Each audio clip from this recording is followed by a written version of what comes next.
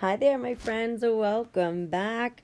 Hey, it's Coach Lauren, and you are here for another episode of Desire Dialogues, where we talk about the things that make your heart race, your mind spin, and your life a little bit more chaotic. All right, my friends, we're diving into the cash flow chaos.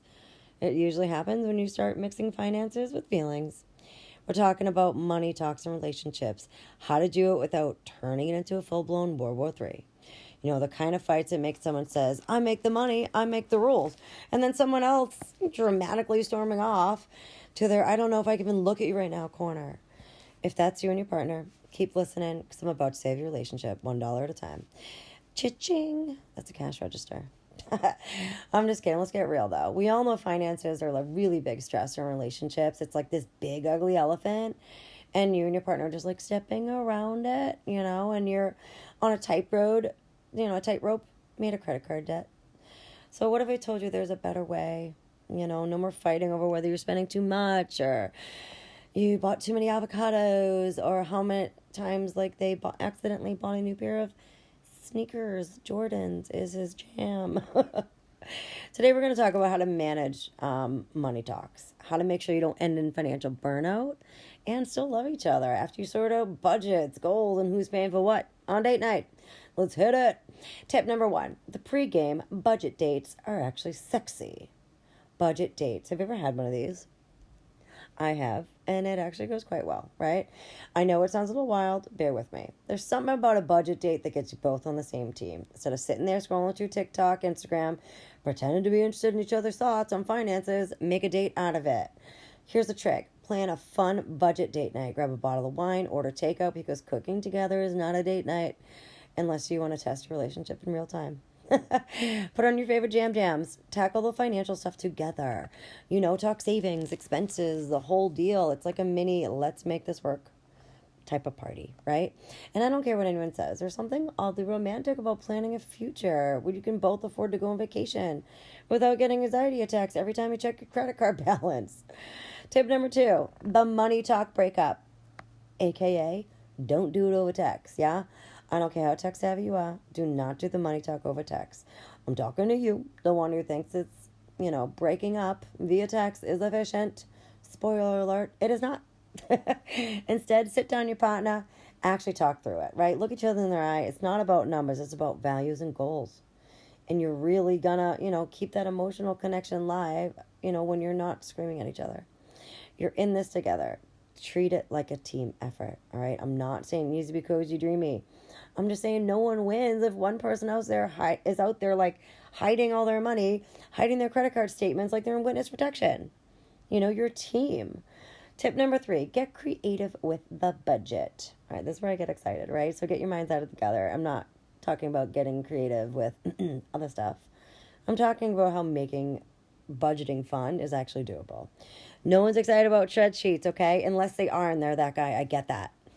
So here is my out-of-the-box idea. Make a money jar. Yep, good old-fashioned physical mason jar. Every time you and your partner cut back on expense, no more unnecessary shit because it's on sale, you just put that cash in the jar. Come up with a goal for the money you're saving. What's it for? Trip? Home upgrade? Laundry machines? Get creative. But the best part is when you're saving together, you're building and you're literally watching the fruits of your labor grow. Super cool, right? So, me and my partner, our financials are split completely. We pay all of our own bills, yada, yada, yada. Everything else is equal, okay? And here's the thing. I have heard many couples, it's like, okay, well, what happens if they make so much more money than me? Well, what if you, to split the rent and stuff like that and groceries and household bills such as gas, electric, cable. Here's the deal. What if you just took a percentage of what you make and that goes towards the bills?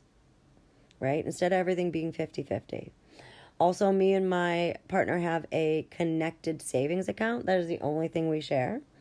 And it gains interest. And I have it in my calendar every Thursday to go off on my phone. Money into the future, right? And we high five and do a nice long kiss. And we know exactly what that money is being saved for, right? Future household projects. Future vacations. A nice couch, things like that. So here's a tip number 4, right? The no judgment zone. I get it. We all come into relationships with different backgrounds with our financials. But one person might have been taught how to save like a pro, while the other might be convinced that like buying the latest tech gadget is a form of self-care. Here's the thing. If you want it to work, no judgment. There is no I told you so. It's time to figure it out, right? So when you have a no judgment zone, it's cool. Maybe one partner admits they don't know how to do their taxes. Don't freak out. What if you help them? Maybe they're spending a little too much on their Dunkin' Donuts habit. Talk it through with them without the fucking eye roll. It's about working together. It's about teaching each other things, not acting like the money police, right? So really the thing is, we all save differently. Some people are really good at balancing checkbooks. Some people are really good at budgeting. Some people are really good at chasing down the coupons, right? Like, we all have our strengths, and it's time to look at those instead of the weaknesses, all right? Out of the box idea number 1, the financial therapy session. Hear me out. You're not going to be sitting across from each other on a beautiful couch, right? Ready to throw down who spends more money on useless shit. I'm not talking about paying a therapist to tell you what you already know, like you should save more money, duh. But maybe you want to consider maybe a budgeting workshop, financial coaching, or even a couples therapy that specializes in money issues, a financial coach. I mean, what if it's just a new way of looking at it, handle the finances together? Treat it like you're going to therapy, but for your wallets, right? Money is often one of the most intimate things you can share, and seeing it as an opportunity to, make it work together can really open a whole new level of communication, trust, and respect in a relationship, right? Out of the box idea number 2, turn it into a game. I'm fucking serious. So, I mean, if we can make Monopoly fun, we can definitely make budgeting a game. Here's the deal. Try turning your financial goals into a fun challenge. So you set monthly goals for saving or cutting back on unnecessary spending. Whoever wins gets a fun reward, right? Like a little fancy dinner, or heck, a day off from buying the groceries. So when you glam up, doing your money, talking about it in a way that's like, fun little game, right? Making it a little game, it's cool. It really adds a layer of playful, right? It helps you bond a bit more. Otherwise, you're going to, sit there arguing about who forgot to pay the electricity bill. All right, my friends, before we wrap this up, let me just say this. Money talks don't have to be boring or dramatic. It's about finding what works for you. So whether it's laughing about that one time you tried to save money by getting takeout from the most expensive restaurant in town, or rolling up your sleeves to tackle debt together, most important thing is you're doing it as a team. So stop avoiding the money talk. Stop pretending everything's fine. That shit builds up, right? You can only dust so much bullshit under your carpet. If you guys can survive talking about money without throwing things at each other, pretty sure you can do okay, right? My loves, that is it. That's all I got for you today. So if you're out fighting around finances, take a breath, get creative, and try to remember you're in it together. So go and talk, right? Keep living that desire life $1 at a time.